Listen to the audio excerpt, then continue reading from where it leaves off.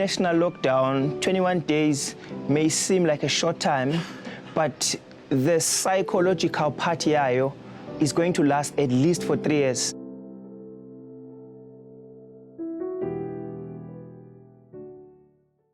Igama uJabulani wakwamthembu oyifounder ye The Legacy sisuka nje la eInki, which is Inanda, Tuzuma noKwamashu. Igama lami uKhanyisano kaMazibuko, ngiyimember ye The Legacy. Igama lami uToki Mohoto, currently portfolio yami u-stakeholder relations no marketing eKCAP Kwamashu. Igama lami nguSithembile Ngwakazondi, ngisebenza esalon, ngenza inwele, ngisebenzela eEcos Salon kuHill Street ePinetown. Igama lami nguLungile Ngwakamtawuni, business engilenzayo ngenza ikhanda ngi-hairstylist. Igama lami nguNosipho Ngowakagcaba. We are in the manufacturing business. Yes. We manufacture cupboards, we do built-ins, we do furniture, we do home decor. Our company name is Skuni Trends. Igama lami ngubheki Fakazi, ibhizinisi engilona hospitality business. Igama lebusiness lami ibukhosini Clubhouse. Izinto esidila nazo ukuhosta ama-party, baby showers, birthdays, you name it. Angigcini kuphela ngokuhosta ama-party. Ngine guest house where people come and stay uma bezoba nemishado, because nemishado ngayihosta. Angigcini futhi ngalokho ngine AstroTurf where people come and play different kind of sports.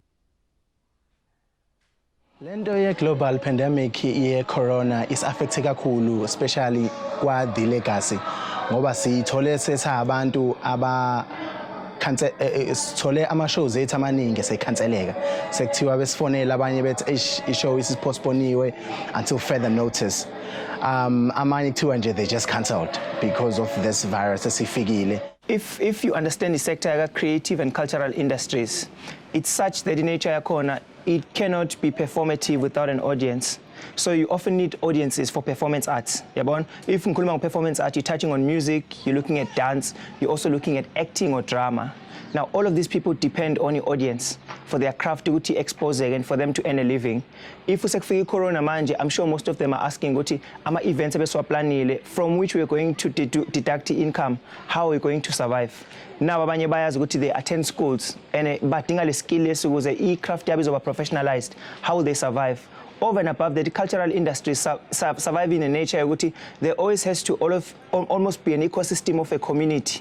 And this community, be valid. But now, as a result of the coronavirus, almost everyone is asking so many questions, and we're not getting straight answers where we should be getting answers. As a result, we're creating our own perceptions and conclusions. Corona is affected kakhulu ngenxa yokuthi kuyimanje hleli asenzi lutho, ama-client awekho, bayasaba ukuze saluni, abanye bayashopha njengoba kuthiwe kuzohlala u-21 days kune-lockdown. So si-affecteke kakhulu because thina asinayo imali yokuthi sihambe siyoshopha, njengoba silinde bona bengekho, iyasi-affecta kakhulu. So since the coronavirus pandemic has started, when it affected the country, SIZWE from other countries, but when it hit South Africa, firstly, we didn't see it as something that would knock us as hard as it has.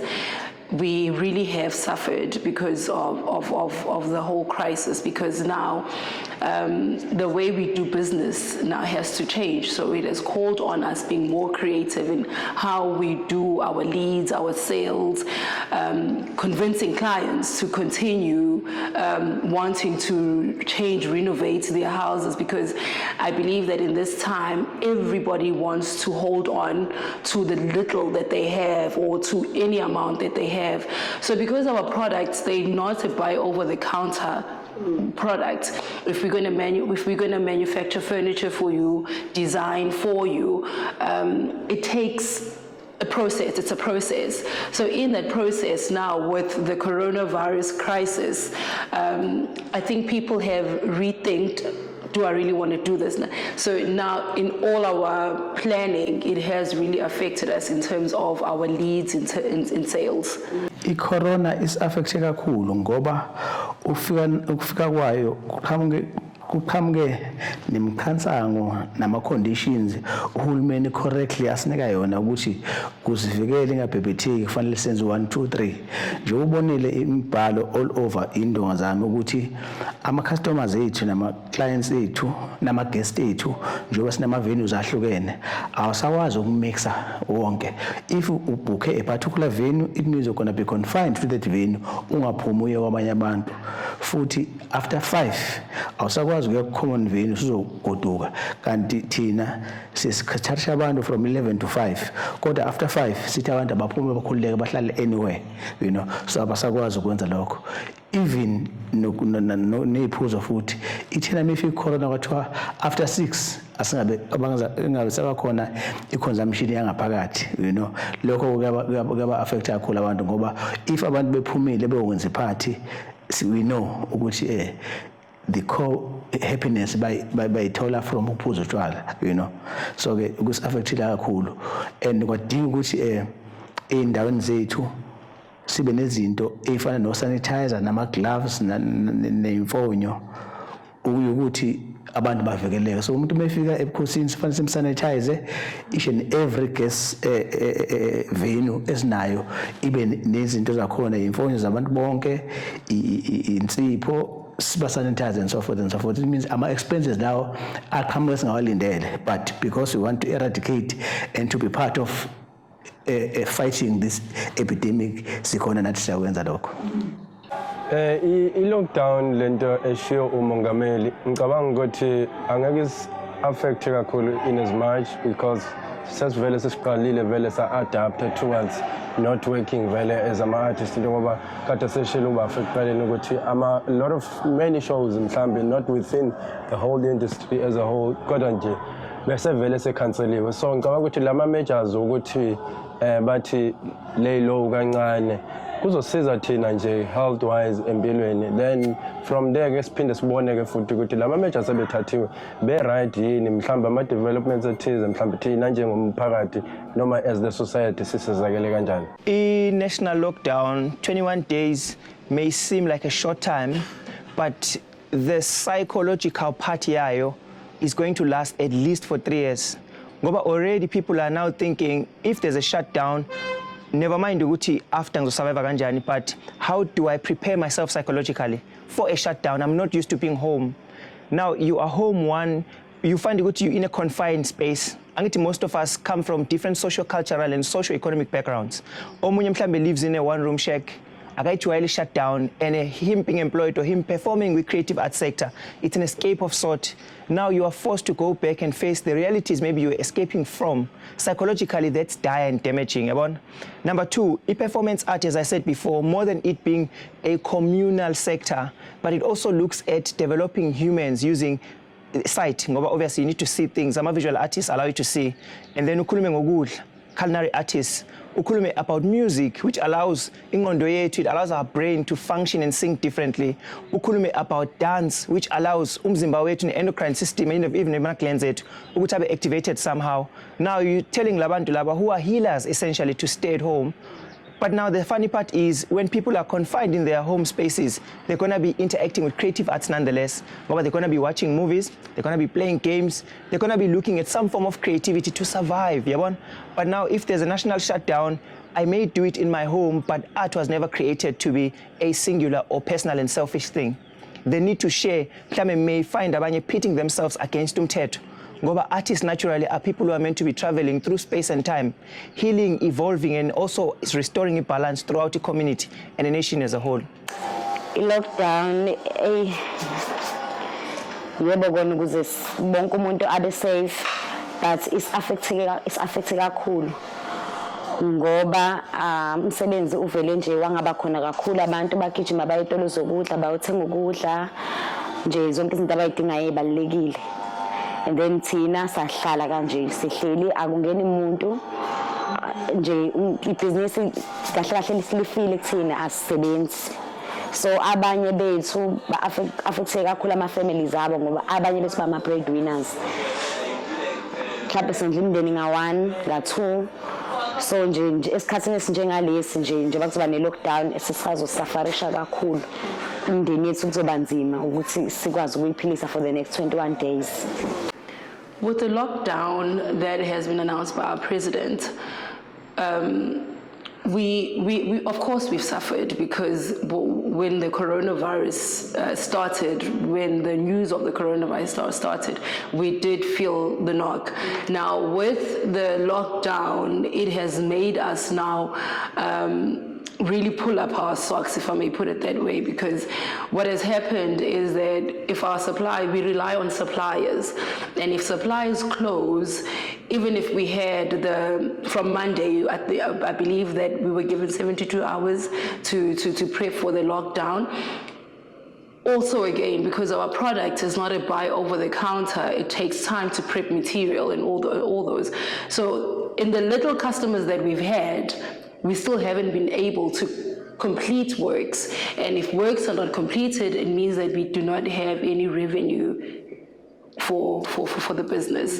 We have to wait now for the lockdown to be completed, with the hope that people have not spent what they do owe us or what they have pledged. If we've already started your project, will you be able to continue with it after the lockdown? A lockdown that was announced by our president, well, as a responsible citizen, as South Africa, it is essential.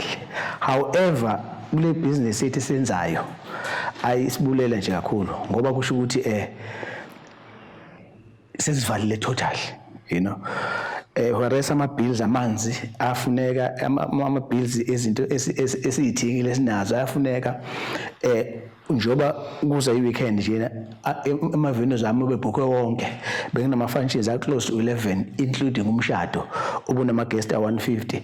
Izinto zazo zonke lezi zinto bese ngiyithengile, you know, so zigcwele efrijini, ezinye zizokonakala and so forth, like ama-veg and so forth, you know. Okunye sengize ngahamba ngaya kuma-informal settlements ngawuphisana ngakho ngoba ngingazi ukuthi ngizokushonisa kuphi, you know. As much as uphisana ngakho uma-informal settlement ku-correct, kodwa i-core business nami is affected ngoba i-guest house is totally closed, i-clubhouse is totally closed, nabantu abezayo bezosebenzisa i-club i-astrotef abasakwazi ukuza because of this. Impela isibulele le-COVID-19. One area still nayo i-area e-birthday. Birthday isidlule, asikho isidingo sokuthi umuntu aqhubeke enze i-birthday, you know. So kuyasishaya kakhulu ukuthi nalaba ezobukhosi ngoba abantu manje sebefuna imali zabo ukuthi ibuye, you know, and awukwazi futhi ukuthi umuntu umngabele ukuthi umnikeze imali yakhe ngoba ngempela it's true ukuthi i-baby shower is no longer convenient, is no longer relevant, you know. It's true that the birthday yam was on this day, now it has passed, is no longer relevant, you know. And moreover, akulona iphutha elidalo yena futhi akulona iphutha elidalo yimina, you know. Mina ke as a business person sekufanele ngirationalize ukuthi no, lo muntu uyi-potential client yami for next time, I must do a refund. Ngicabanga ukuthi as small businesses i-recovery yakhona ngicabanga it's highly possible, because uma umuntu vele ngesikhathi uqala ibhizinisi waliqala from nothing, yabona, manje kuzothi iphela lo 21 days vele bayazi ukuthi i-strategy sethu sithini manje, bayazi ukuthi sesothathana ihlanganise ini ukuze kuphume lento le eyashiya i-corona iyona vele.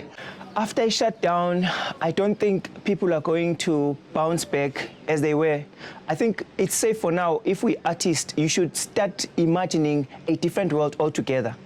One, if, for example, I'm a writer, I need to be migrating from physical copies, normal paperback. I should be thinking along the lines of audiobooks. I should be looking at ebooks even, If I'm a performer, a musician, I no longer should be thinking around my performances are live. I should be thinking streaming.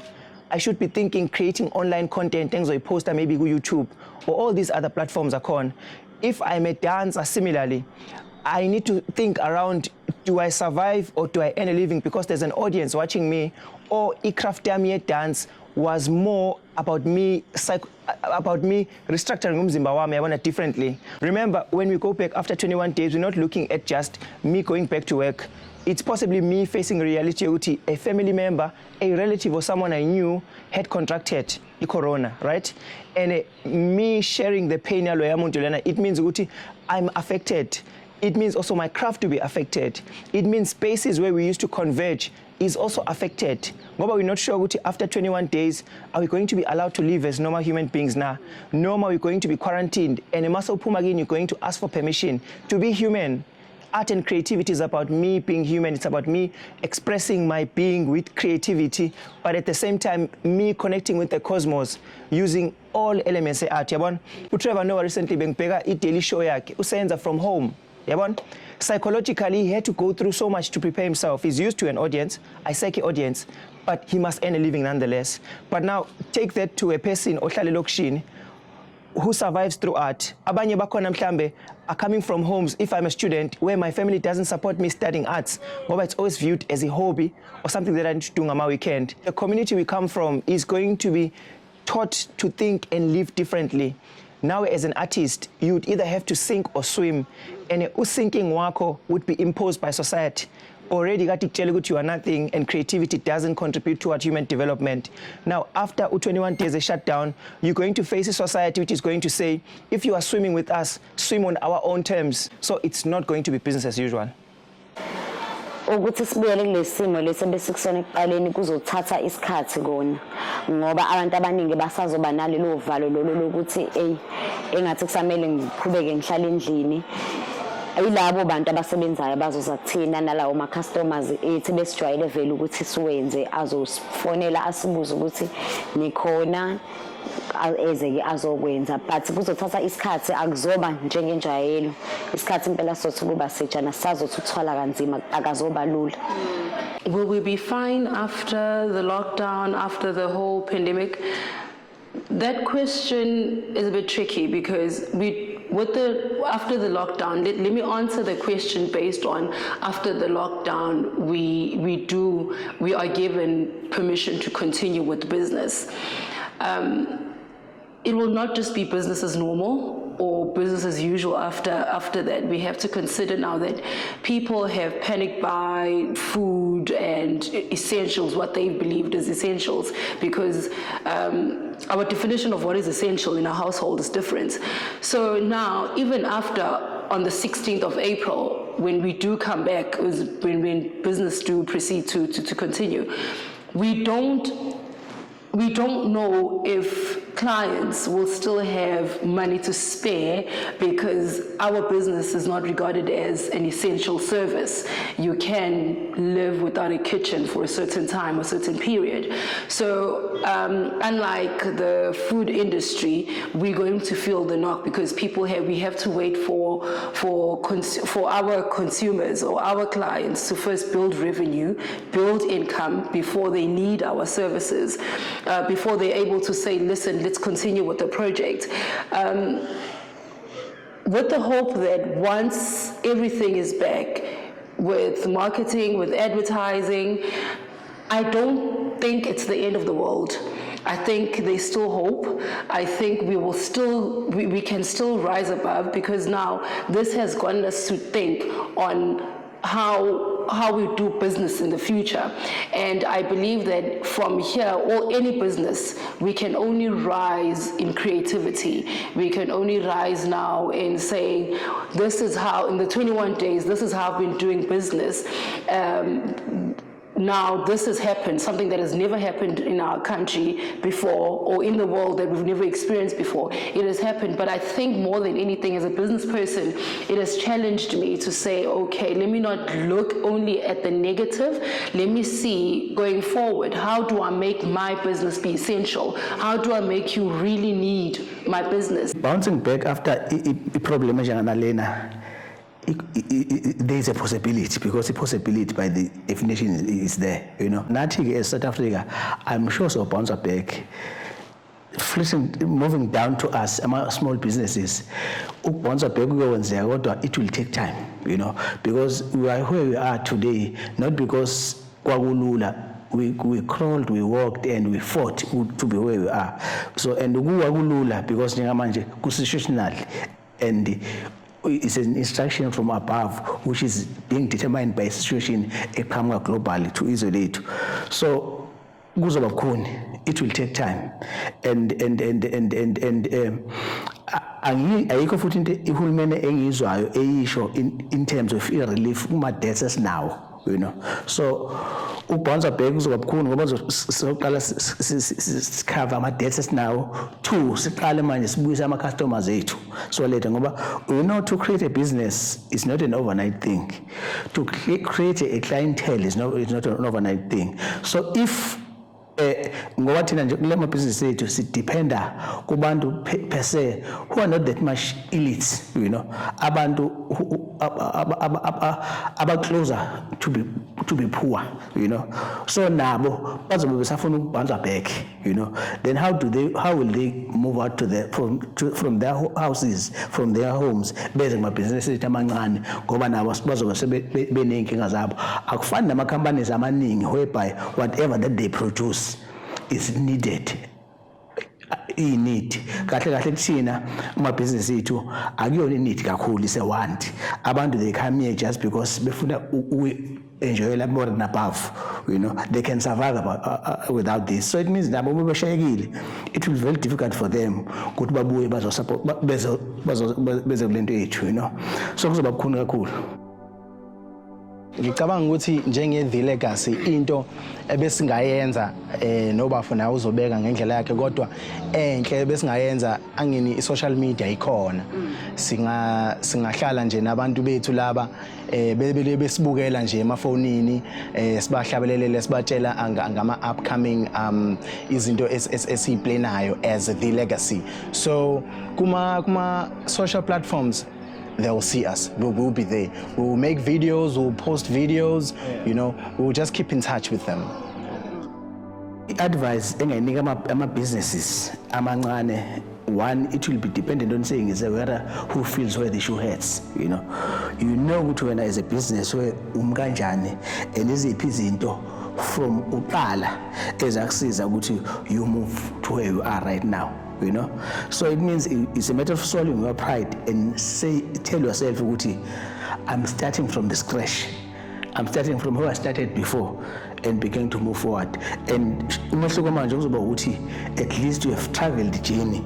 You know ama-hiccups uhlangene nawo, you know izinto ebezibukhuni overcomile over the period of time uzofika lapho ubukhona njengamanje. And yazi futhi ukuthi lento eyenzekile is not because of your failure. It's a problem which is bigger than you, bigger than country, bigger than the world. The very same thing, the very same first thing eyenzekayo from 1942 Second World War ukuthi kube nento eshaya umhlaba wonke, you know. So it means don't despair, know nje ukuthi these too shall pass. Like any other thing sekuyafika yanzima yenzeka kuzodlula. Uma sekudlulile, go back to where you started and start pedaling again. uNkulunkulu ekhona, we shall overcome.